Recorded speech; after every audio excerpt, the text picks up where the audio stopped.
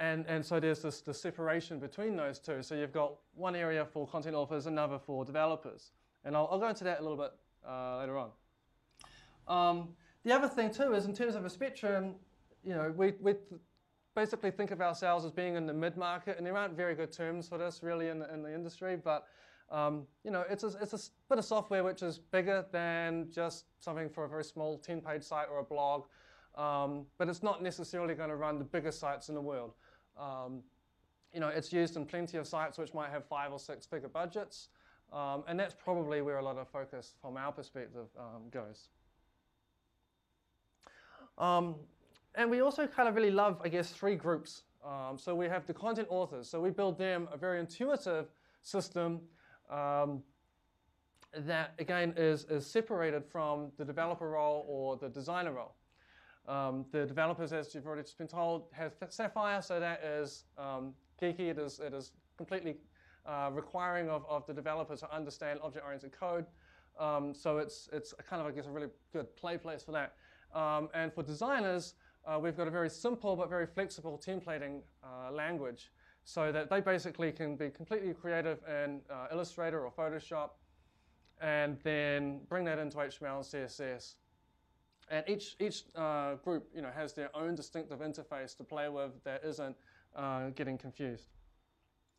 And I guess just kind of dancing across the kind of the attributes of what SilverStripe is to give you that context. SilverStripe is a commercially supported open source CMS, so it's the BSD license, so it's about as free as it can be, but it's also, I guess, sponsored by a 40-person company, SilverStripe Limited, based in New Zealand and Australia, and that's where Lee and I have come from. And so we make our money by, I guess, people in this room coming to us wanting training or wanting mentoring or wanting a little bit of help. Or perhaps they've got a 5 or 6 figure budget and then they actually ask us to commission a whole web application or website, that type of thing. Yep. I guess other parts about SilverStripe and Sapphire is that we think very much that we shouldn't prescribe what platform you use. So we've been very deliberate in allowing it to install across Linux, Apple, and Windows servers. Apache LIS web servers, MySQL, Postgres, and SQL Server databases. And in terms of the content authoring environment, we support Chrome, Firefox, and IE. In terms of where we put a lot of focus, it works pretty well in Safari too. And so the point is that these are all the different, popular platforms, I guess, that people use. And as things change, and as the community help us to support other things, then I guess more icons would basically show on that map. Like for instance, I think Oracle's about 50% done, so if there were more customers using Oracle, then that would get completed. So just a little bit about history. So I mean, the company is 11 years old, but I guess around about halfway through last decade, there was a defining point. We released SilverStripe 2.0, and we decided to make it open source. And that was done for a few different reasons. One, to just kind of make the code more freely available, made it easier for people to find us as a company, allowed more people to actually chip in and help us to actually produce the software. And fairly quickly after that period of time, a number of quite interesting things happened. And I won't do the whole history piece. I'll just pick out a couple of random items. But for example, pretty soon after we released it, we were involved with the Google Summer of Code. That had 10 students work with us, sponsored by Google, to add new features. So for instance, they added multilingual support to SilverStripe. Pretty soon after that, we also had a book written, so that's one of the ones we're giving out tonight. It's in English and in German. It's about 450 pages. A couple of years ago as well, there was a new president in this fine old country, and we also powered the DEM convention site. So that had about 3 billion hits over 4 days. And that really kind of, I guess, proved the performance and, I guess, the stability of Sapphire and SilverStripe. So that was quite fun. The site was in both Spanish and English. It had about 12 content writers working on it continuously. It was an official source of information for text, transcripts. So when Obama went up to, accept his nomination, basically to the second of him starting talking, the content had to be up on the site in 2 different languages, things like that. So that was quite a neat project. Again, I mean, just over the last few years, we've had 400,000 downloads. The product between both Sapphire and SilverStripe makes up about 300,000 lines of code. Our community is about 50,000 forum posts. We've got almost 200, actually, didn't update the slide today, but before I left, it was about 180, it's actually nearly at 200. We've got this listing where companies who produce in SilverStripe can put themselves up. We make sure that they are actually companies who produce SilverStripe-based websites, and that's about 180 around the world. And we have a core mailing list where people discuss the continuing evolvement of, or the evolution of the product itself, and that's got about 400 members. And so that's actually a very busy mailing list right now with us working on SilverStripe 3. And I guess just to be sort of timely and local too, and sort of to conclude my history lesson in a way, Phil Quinn here and his company have just released a new site for the Department of Energy. These two here, so there's ESNet and there's NERSC, and so they're very pretty looking sites. And so it's great for us because I mean it's nice to see that, you know, it being part of the US federal government, you know, that these sites are running on SilverStripe CMS. And I guess in many ways kind of fitting exactly the sorts of stuff that the SilverStripe company back in New Zealand and Australia do work at this sort of level time and time, you know, again as well. And so there's some interesting bits about this site. We actually worked with Quinn on it, and we made things work like with Shibboleth authentication and concurrent editing so that 2 people can edit a page at the same time and things like that. So there's some neat stuff on this site too.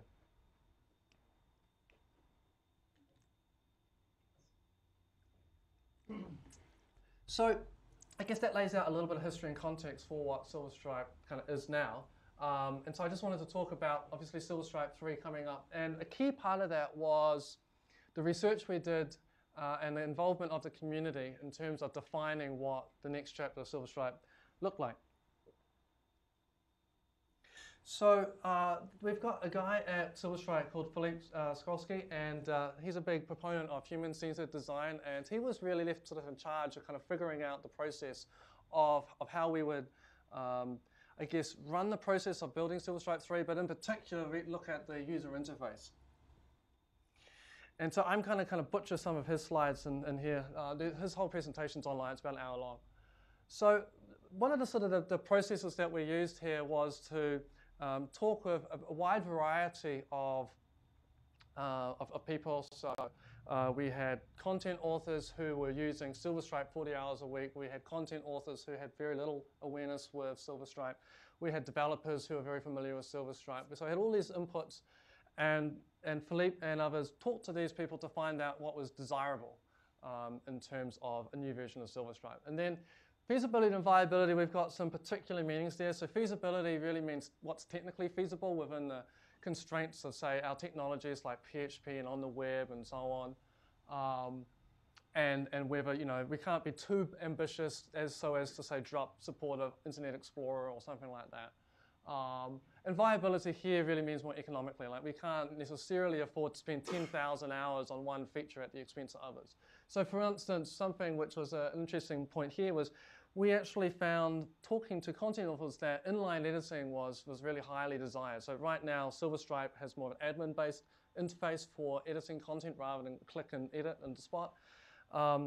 So the feasibility side of it was a real challenge, but I guess it was technically possible.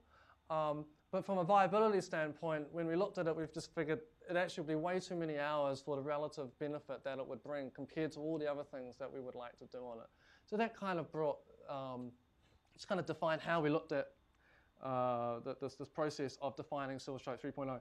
Now HCD also conveniently maps out to here, create, and deliver, which is another way of looking at what we're doing here. So the here is where we went out and we actually had physical conversations with people to ask them what they liked with SilverStripe, and we just observed them doing their work and just asked them to do the normal things that they were doing, their day-to-day job of updating their websites. And then right now, we're sort of starting to move over into this deliver period. So next week, hopefully, we're going to be releasing SilverStripe 3 Alpha. And to get to that point, we've come up with themes and prototypes. We've had a huge amount of discussions online. And those discussions both relate to technical discussions about Sapphire and about how the code functions, but they also relate to the new user interface. So for instance, here's the screenshot yesterday of our core development list. And so, there was a recent conversation from Philippe saying, look, he's put some new design concepts up and what do people think of those? And pretty much the rest of them are all relating to technical changes. So that's one of the key things that we're trying to do very much with SilverStripe 3. Every change between 2.4, which is the current version, and 3.0, we want to put up the idea saying, hey, look, this is something we're looking at changing. This is why we're thinking it's a good idea, or these are the questions we have. And then we're inviting everyone to participate in that conversation so that hopefully SilverStripe 3 is something that as a community everyone is wanting. So here is some early sketches that we scanned in that Philippe did, just sort of coming up initially some of the ideas for the new interface, and I'll show the new interface in a minute. And so, I mean, just to sort of stress this point, all of the user interface designs are on Git. So I don't know too many designers who use Git as well as Photoshop, but Philippe has been doing this. So every time he makes a new change, moves a bit of user interface vision, I guess, around, he commits that to GitHub, and then everyone can see those changes basically sort of in real time. And so that allows the community to I guess, play a real part in user interface design. So it's taking the same model of doing that, what you'd always do with code, but applying that to design.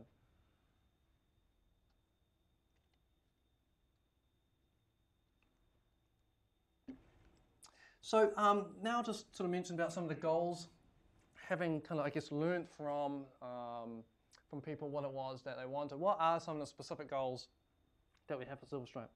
So they really relate to Sapphire. So in other words, making Sapphire a framework a whole lot better. The user interface of the content management system itself. And there's also a real opportunity for us to increase the level of participation that the community has in developing SilverStripe, evangelizing it, writing documentation, all those sorts of things. Those all exist right now, but with SilverStripe 3's development, we're being far more deliberate in saying, hey, look, well, here is a candidate for someone else to own. And we might not actually do anything with it unless a community member owns it, because we really want to focus on these things and would rather spend 5 hours helping someone than 5 hours doing that task. So to dwell on Sapphire, so as I kind of alluded a little bit before, so one of the things we're doing is making Sapphire its own framework. Previously, it was just a directory within the overall SilverStripe CMS package. Basically, as of next week, it will be its own independent framework, much like Rails or Django or CakePHP or all those sorts of things are. Now, so it's separate, but they're also, best friends. So there are some real advantages of having SilverStripe CMS and Sapphire operating together because they both kind of know about each other in a certain way. So in other words, when you're coding in Sapphire, it is very, very rapid to produce quite rich user interfaces. And the CMS interface that I showed, 20 slides back, you can use Sapphire to just rearrange that, much more readily than you might other, kind of applications. So, I won't go into the whole kind of detail because there are some just general default expectations of what a web framework is. But I mean, Sapphire, is it's all written in PHP 5. It's all obviously object-oriented. It follows MVC and ORM paradigms. That's basically what a web framework is. Some things that make Sapphire, a little bit different is a real focus on the simplicity of the templates. So we kind of disallow complexity in the templates. I mean, this is more from a logic complexity, not so much from, the HTML and CSS can be as Byzantine as you want it to be. Forms, there are some quite neat kind of form helpers so that you can produce interesting forms. And the PHP objects define everything. So in other words, it's not a case where you create some XML construct and then that sets up how the database schema or your application works. You write PHP objects and your database schema and everything else stems from that. And you get a number of other things. You get internationalization, you get caching, which I'm told is not caching, and you get friendly URLs. So there's a bunch of normal stuff, but I mean, you can kind of go on to silverstripe.org/Sapphire to learn about the whole guts of Sapphire. But those are kind of, I guess, key points about what it does. So what are the things that we're looking to do this year to improve Sapphire? So one of the things we're looking to do is improve the templating language. So here is a snippet of a Sapphire template. And you can see it's making a menu. So it says control menu 1. So one of the bits of feedback we got from, I guess, our kind of design audience was control was a bit weird to them. Coders didn't mind it. They just thought, hey, this is a loop and it's all good. So that's going to change to the word loop. So there's some little tweaks like that we're going to do. The other thing too is that at a more technical level, the whole templating parser was basically a giant regular expression system. And so there were certain quirks about it that meant that you could do something that should be completely valid in your template, and the regular expression just wouldn't quite grok that, and so it wouldn't work. So it mainly happened in certain levels of nesting and including files and things like that mostly. So that's been completely rewritten to be a proper parser now. So the hope now is that any kind of valid expression in the actual template should now work fine. By us releasing the alpha, that gives everyone here the opportunity to see whether that hypothesis is correct. Does the parser version of the templating engine speed up template rendering, or does that add overhead? Okay, so the question is, does the template parser increase or decrease the performance? Frankly, I don't know, but I'll get onto it in a second. Generally speaking, SilverStripe 3 is designed to be faster overall. So I don't know if there's a necessarily penalty hit here, but overall we're trying to improve the wider picture. So another big theme is just improving the syntax and the performance of the ORM itself. So by syntax, I'm meaning there are some parts where, well, let's take a step back. An ORM is supposed to allow you to write less SQL and to write kind of PHP constructs that let you grab data and put them into objects. And an ORM spells out as? Object relationship mapper.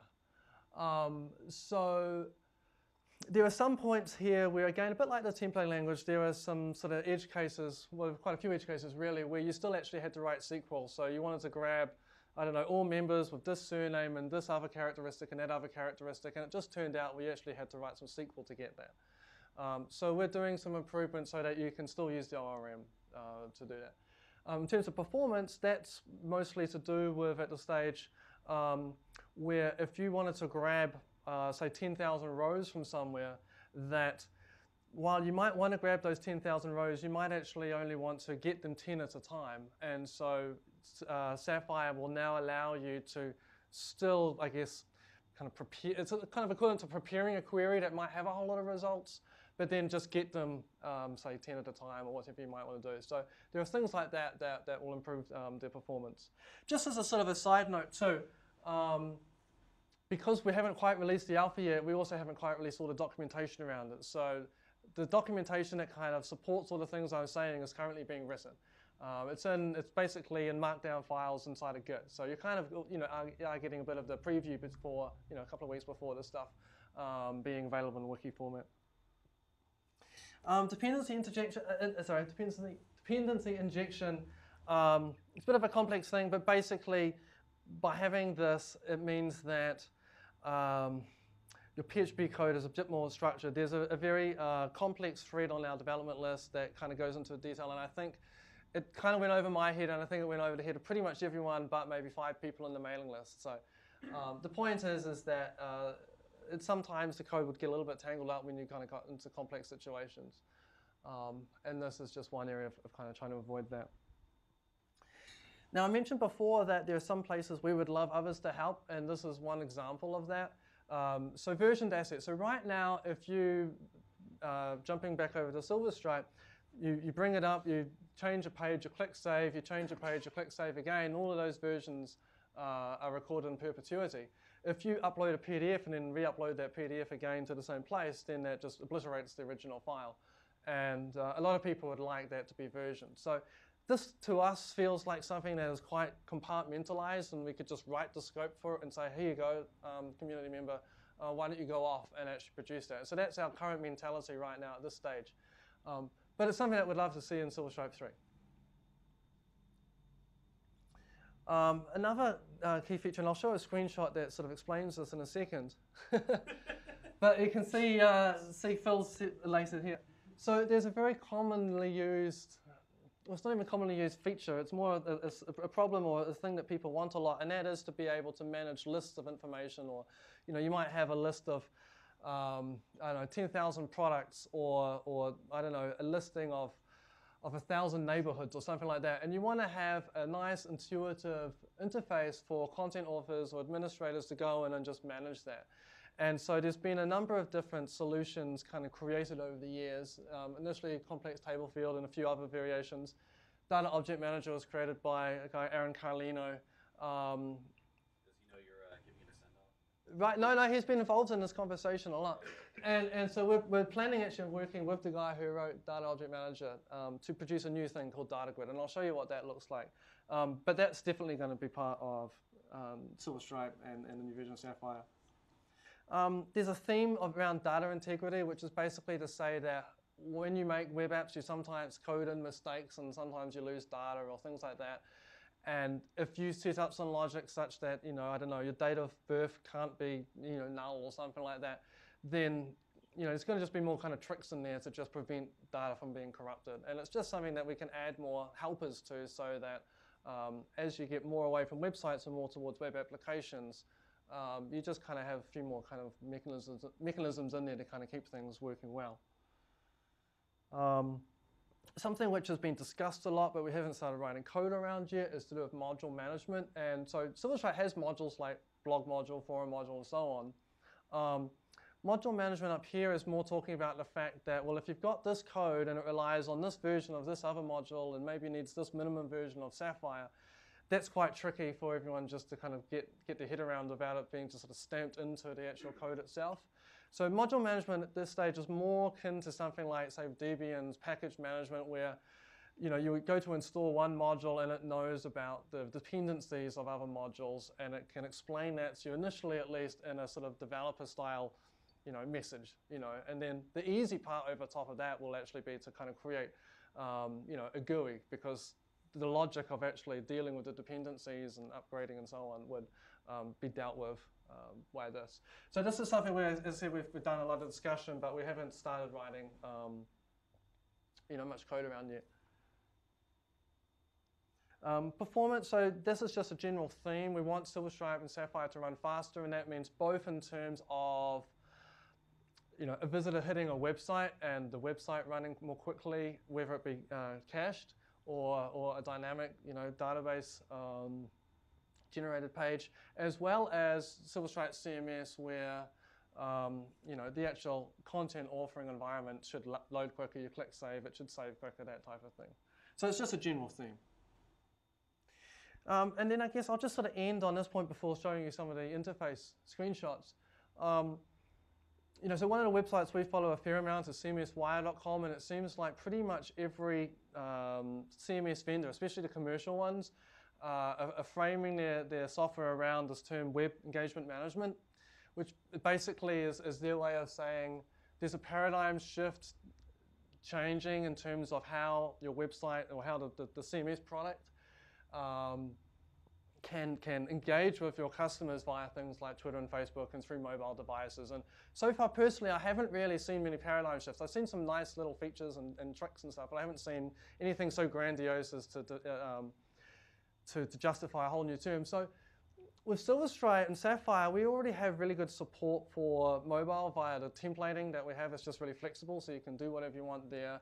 And the ability to deal with RESTful APIs and just APIs in general is also very, very easy within Sapphire. So that makes things like integrating with Twitter and Facebook and, well, even a document management system pretty easy as well. So we already have that kind of baseline ease. So to us, it's not immediately clear yet, and we haven't even got to the point where we're actually properly evaluating what we will be doing here. But we are looking to do something interesting in the space, and we just haven't quite seen what it is, because we've thought of some interesting gimmicks, but we haven't thought of something that's actually really valuable yet. That's my point. So if you've got any ideas, yell out. So I guess that kind of describes some of the, am I still beaming sound here? Yeah. That describes, I guess, some of the kind of technical things, and I'll just show you some screenshots. So this is, to be clear, the vision that Philippe has for the new version of SilverStripe CMS. and it is now several iterations in terms of feedback with the community on our lists. So not necessarily everything here is going to be implemented, but this is definitely where we want to go, and it kind of comes to how much community help we get for us to get here. So there's sort of two layers to this. One is a layer you can see and one is you can't see. The thing you can't see here is the fact that the whole JavaScript layer of SilverStripe CMS is going to be thrown away and replaced by jQuery. At the moment it's prototype and a bunch of things that were awesome a couple of years ago when we were building SilverStripe CMS, and so obviously now that will become jQuery. So that will make our job of producing this much easier. It'll also make the flexibility for the developer to augment how this whole interface works a whole lot easier too. And of course, the layer you can see is the fact that everything's polished. So it's not a wholesale change of how the interface works, but it is definitely an improvement. And mostly it is a decluttering of the interface. And one of the most noticeable things that has gone has been a tree, which used to exist on the left. Now, one interesting thing here too is if you have a wider screen, what we're proposing is that you can actually see the page you're editing on the right-hand side. And so while we didn't find inline editing was viable in the time that we had kind of developed version 3, this actually was quite easy for us to implement. And so we've actually kind of prototyped this and it worked quite well. Sigurd, is the new idea that what used to be the site tree on the left is going to be its own view, and then I go into the site tree and then come back to a page? Right, yeah. And so one of the things we want to do with that is get it to a point where we can put that in front of a bunch of people and see exactly how the nuances of that user interaction works. Because we've got some very definite feedback that that's the thing that people wanted, but we'll only be convinced when we've actually built it and shown it to people and people will smile at us. This is going to make a lot of our content authors really happy. Right. And so the only thing, of course, it's funny, it can sometimes be hard to tell people to spend a few $100s on a wider screen, and it's sort of relatively easier for them to spend several days on development time. So you might just need to work on that. But yeah, if they can get a wider screen, a wide screen format monitor, then I think this would be a very productive way for working. Hardware is cheaper than people. Yep. So this is just a tidied up version of what we already have. So this is just an illustration of what the page settings can be. None of these fields are like nailed in stone. This is just the visual aesthetic for those fields. So it's not that there will necessarily be a drop-down field called author. This is just the visual style for that. Version history, so that's already part of SilverStripe. This is just how it would represent itself in the new version. So you can just click on a version and revert back to that version, that type of thing. So this is the tree. So what we found when talking to people was that they were much more either in sitemap rearrangement mode or content authoring of one page mode. But again, it'll be interesting to see how user testing of that really plays out. Now, the point about here is that over the last few years, most of the people using SilverStripe CMS have started doing it with much larger sites, so 1,000 pages. And so if the site tree was squeezed into one tiny bit of real estate on a screen, it was very awkward. And the point of this really is to accommodate sites that have hundreds of thousands of pages, and also to make kind of statuses or actions off an item in the tree far more readily available. And so there can be actions up the top that might be global, or you might be able to right click or have some sort of way of dealing with individual items on the tree. Now, I'll just show you one point. It's just going back here. So if you see on blog, open and list view, one of the constraints of any tree is the fact that if, say in a blog, you might have hundreds of items, underneath that. And so that becomes very unwieldy. So what we've come up with is this list view. So if you've got a parent node with heaps of children nodes, as it were, then you can open it up in some other type of mechanism like this. And as the creator of the site, you could define the filters and the columns and basically the way in which a content author would actually deal with that whole big list of data. And of course, the point here really is mostly to find the page and edit it, or delete it, I guess. So that's the point of this list view. Again, it was funny. Some people found it hard to work out how to add a page, despite it being what we found, fairly readily available. So we just sort of simplified this into a two-step process where you initially get this page, where do you want the page and what is it? And then it loops back to that first user interface design I showed you. And then this is what data grid is destined to be. So it's very similar to the list view. The point is, if you're managing really any type of data, whether it be a list of cat species, neighborhoods, whatever it might be, hundreds or thousands of items, the developer of the site will define the filters by which the content authors would generally look up the information, the columns and so on that would then display on the right. And then you click on a row and then you get a pop-up to basically edit that object. And so as I say, in SilverStripe 2.4, there's a few different things which are sort of similar to this, but some have resortable columns, some don't. You sort of have to choose different pros and cons. And so hopefully this kind of has all the tricks.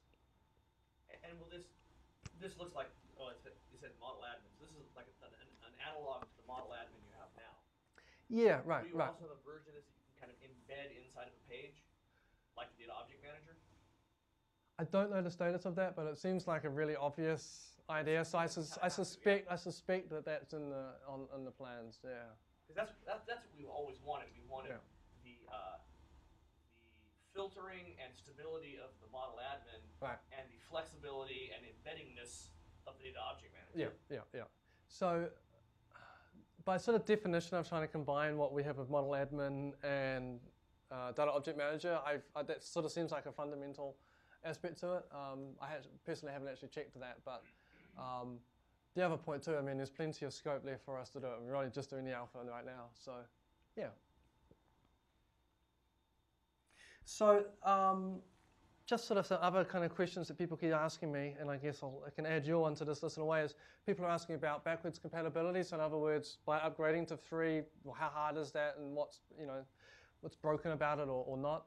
So SilverStripe 3.0 will be an opportunity, I guess, for us to change APIs a wee bit, but we don't want to wholesale change it. In the past, you've mostly been able to just replace the files of the core package of SilverStripe and Sapphire, run one web command, and then it updates the database schema and basically magically updates it. That's not going to be possible with SilverStripe 3.0 upgrades. There will be some of the magic will be a little bit broken because we will have deliberately thought this is a better approach here, so we're going to take a change. As much as possible, what we'll try and do is just deprecate the old way of doing it, but still allow for it to continue, and just introduce a new, much better way of doing things. Like a transitional period between 3.0 and 3.1. Sort of. Yeah, exactly. Or kind of like, the difference between having, different flavors of HTML where, as it progresses, you're not taking advantage of all the new things there, but it still is valid, say HTML or XHTML or some, that kind of stuff. And I guess the key point really is that it matters a huge amount that backwards compatibility exists because we've got a big client base that we need to upgrade. And so, we want to minimize the pain on our own organization by doing it. So there's sort of a natural gravity to kind of keep things nice here. But we are using it as an opportunity to kind of iron out a few kinks. Modules, much like really any type piece of software, those will probably break. And so it's a case of us documenting clearly what are the API changes and what are the things that you need to do. And we're hoping to fairly soon start communicating it out so that module maintainers and the modules that we support ourselves can be upgraded to 3.0 compatibility. And documentation. So the idea with documentation is that at minimum we have the same level of documentation online that we have now for 2.4 available for 3. But we would like to have a little bit of uplift too in terms of online documentation. In terms of community help, something that we'd love to see is more tutorials or more sort of expression to say, hey, look, this page here is a bit confusing, or you haven't written about this topic here. And then we can, take that on board.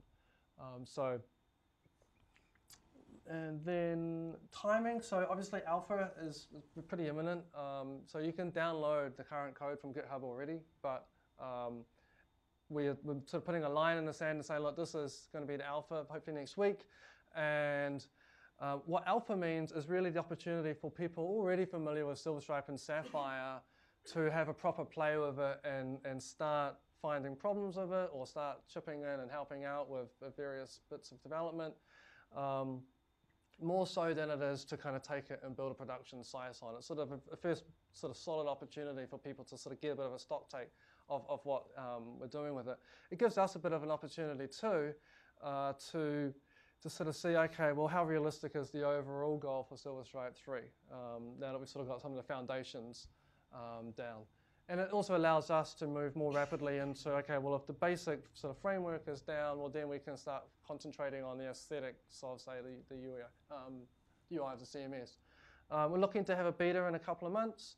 And hopefully at that point, the sort of the development of SilverStripe 3 and Sapphire will slow down. At that point, you can hopefully try upgrading sites and find problems where it doesn't work. And we're sort of more in bug fixing mode, more so than raw new feature development mode. Fred, did you have a question? No? All right. And stable by the end of the year is the current hope as well. So I mentioned it a few times, but would love people to help. You're going to say no? No. Oh, Tom. What's the current state of the UI compared to the box that you showed? So I can show you that in a sec. Basically, the current UI looks pretty much the same as the current 2.4 UI, with the exception that it's all running on jQuery, and it's kind of just the default thing that jQuery is throwing us with new CSS, but just kind of enough sort of raw CSS to sort of make sure that everything's kind of working, but not to the level that Philippe is envisaging, and just kind of get everything in place so we can say, yep, okay, it's sort of working. Let's get the alpha out, and then let's keep working the following week. So I just, I'll say generally, is there any questions? Yeah, about release management. I've noticed a lot of the modules for the one I have in mind right now is user forums. Mm-hmm. It's kind of been stuck at 0.3 release for a while. There's been a lot of work happening in trunk. Right. What kind of release management you can do for the modules that are supported by SilverStripe? So the current plan for the supported module is that at the same time as SilverStripe 3 being released, the commercially supported modules will also be released, upgraded. Now, the question is whether is there going to be anything more than just compatibility with the new software. I mean, compatibility with will probably inherit the benefits of, say, the new visual design and a few things like that. I would say that there would be an emphasis more on new features within the core than new features in the modules. But if it's already a case that there are new features in the trunk code and they just haven't been kind of officially shipped, it would stand to reason, and then that would be kind of wrapped up, and you would get those new features because they're sort of sitting there in an unreleased state. Yeah. Are you guys holding off on some of the modules, holding off releasing, knowing that 3's coming? Yeah, I mean, there's a finite number of resources working, and there's a lot of attention going on that. Even there's little bits and pieces even on the silverstripe.org website that we would like to launch, like for instance a kind of a global search that searches our site, our forum, the development wiki, everything. And so there have been a few things like that that have sort of just been delayed a little bit while we're trying to get the alpha out. Yeah.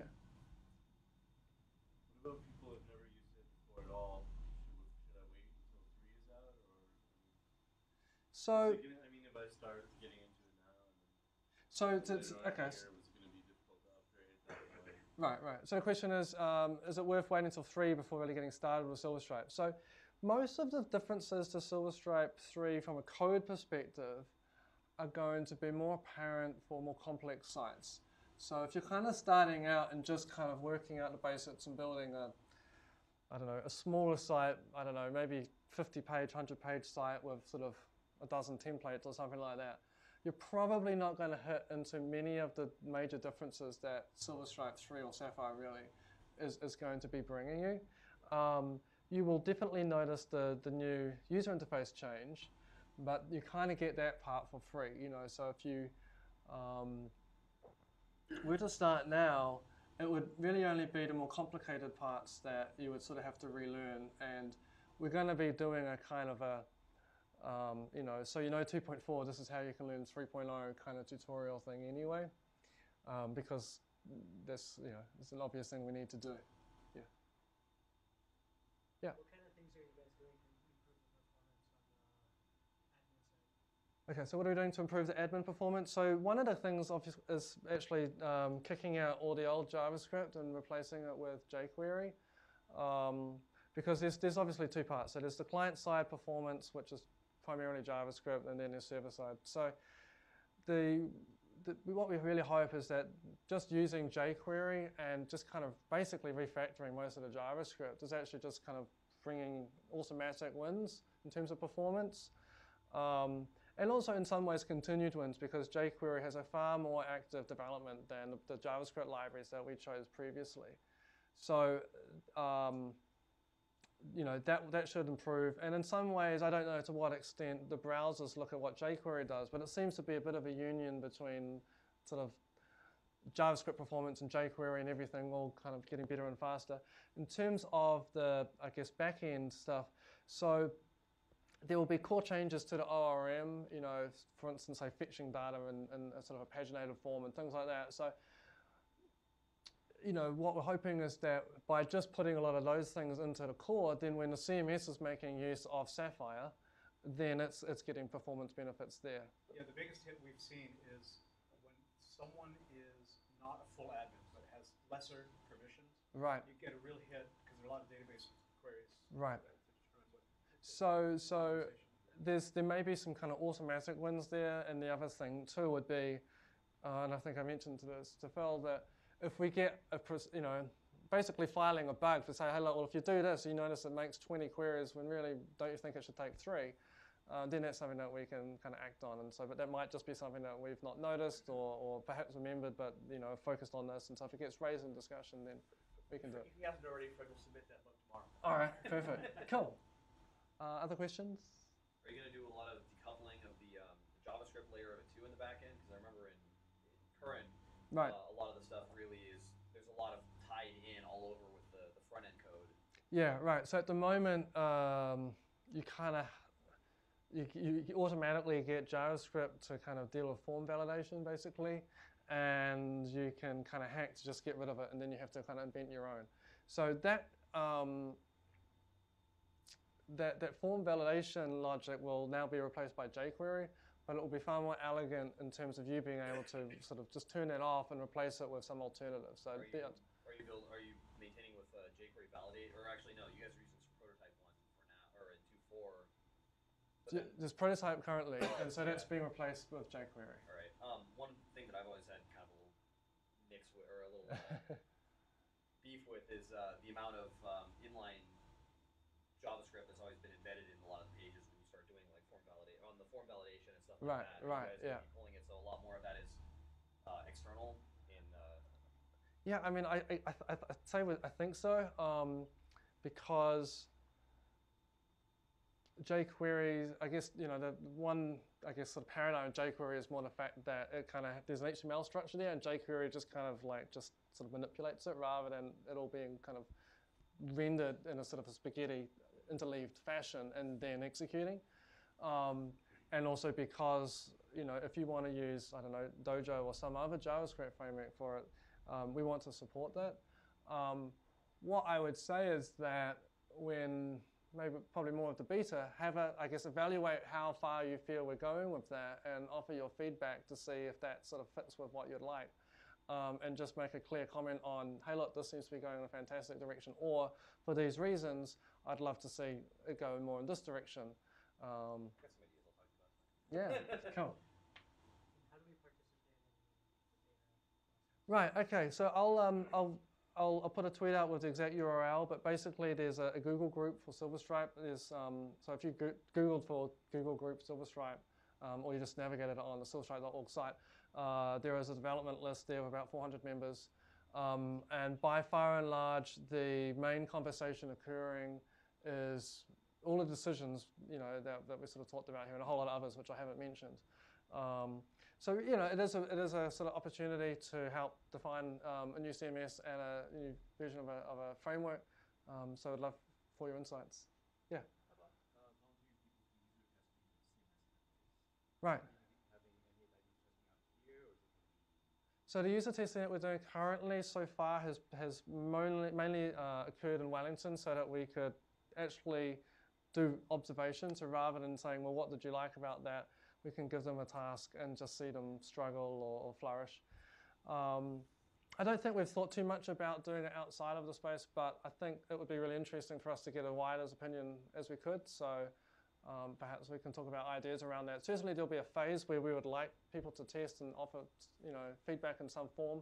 Maybe we can augment that somehow where we can increase the level of, sort of observation-based user feedback. Yeah. One thing I've always been curious about, how did you guys come up with The SilverStripe? SilverStripe name. There's a few different things there. One is it's a strain of bamboo.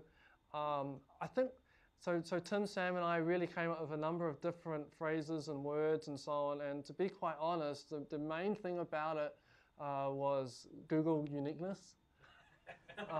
Like if you call it website editor or something like that, you're doomed to be noticed.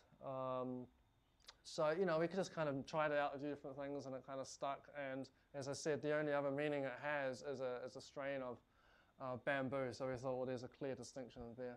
It's strange how many people confuse it with Right, yeah. Well, we predate Silverlight by a couple of years, but it's there is confusion So there. you're going to sue, right?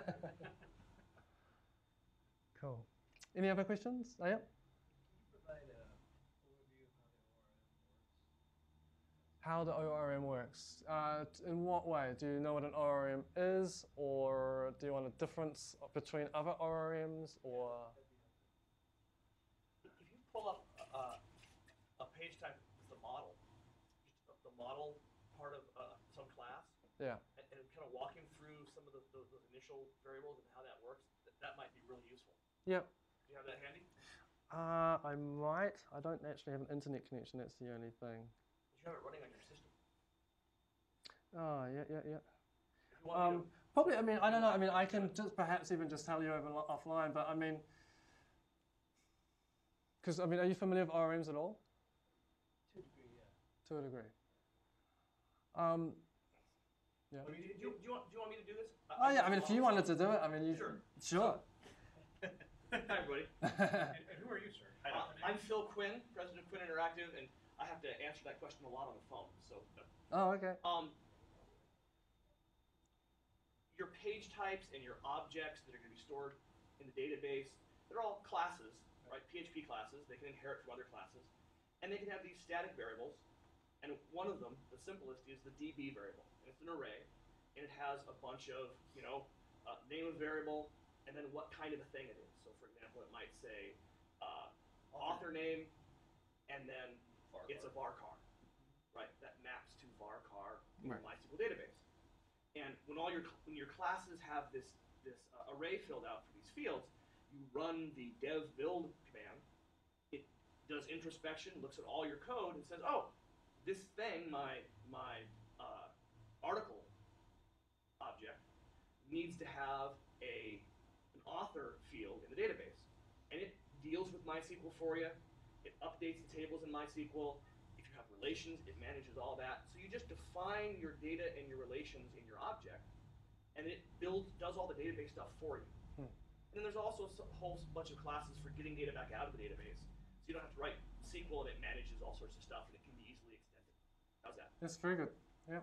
Cool. I guess the other big idea is that each class sort of maps to a table in the database. Yeah. It's not precisely that because there's some optimizations that it does, and then each row in the database is a single record. And because they inherit from its ancestor classes, it makes it really easy to extend. So I can say, I want a type of article that's a photo essay, and I'm going to inherit from articles. I get all that goodness from article and all the database stuff. Yep. So it implements the active record. Right. Okay. Yeah. So if you come from a Rails background, yeah. And then as far as hosting is concerned, Yeah. do you need a special host to host? Well, no. I mean, that sort of slide about different databases. I mean, the majority of people would host it with MySQL and and Apache on Linux, but I mean, people host it on a $9 a month kind of a year sort of thing up to a dedicated machine or you know. GoDaddy has issues. This is from experience. Don't host SilverStripe on GoDaddy. I didn't have the choice at first, and then they cost me a fair amount of time as I had to transfer some client sites over to better hosting. But it'll run on IIS. Yeah. But you could run it just about any web host company. Yeah, any good one. You Yeah, guys yeah. have, like, don't you have an Nginx config in there now too? In the Yeah. And I mean, people have got it running on Lighty, you know, Lighty and a variety of different Someone's things. got it running on Amazon. They've got some Yeah. package for that. Yeah. I think there's a question over there. All right. I was just wondering, you had a slide about compatible third-party databases. I was wondering Yep. if there's support for any non-relational databases. Not that I'm aware of. I mean, there's probably some developers, even in a company or outside a company, that probably dabble with NoSQL kind of things. But probably more just in the sense of having, you know, like a sort of an alternative to a file system rather than actually the whole application itself running on it. So it's more like, well, look, here's a different set of data that you might want to grab and put into your site as opposed to the whole thing running on it. Is probably the current answer. Yeah. Any other questions? Have you guys considered for the inline editing option that I know I did some work with Expression Engine a while ago Right. for another job that I had, and the company that makes Expression Engine, which is a very big CMS in and of itself, also made a lightweight one, or that does the admin style editing. They also shortly after, or recently came out with a smaller, lighter one that does inline editing. So, Right. and I mean, since SilverStripe is technically a module of Sapphire, Yeah. you could potentially make a separate CMS that does that. Right. So you're exactly right, and that's what a couple of people are interested in doing. So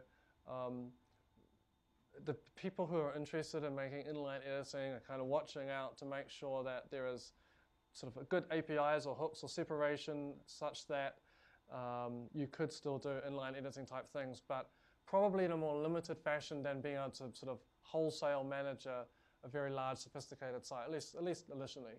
And that also ties into people who would like to have SilverStripe be, or have a content authoring interface, say on an iPhone or something like that, which again, you probably wouldn't have every feature available to you, but you might have certain things like approving a blog post or approving something for publication or... Someone do type out a whole blog post on their iPhone on the wizard.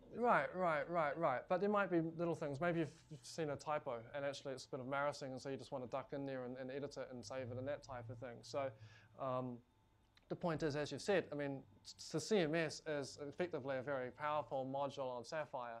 And so you can take that concept and say, well, actually, we want to borrow things from that and make a different interface for inline editing or for a mobile device, probably in a slightly constrained fashion. Yeah. Another question?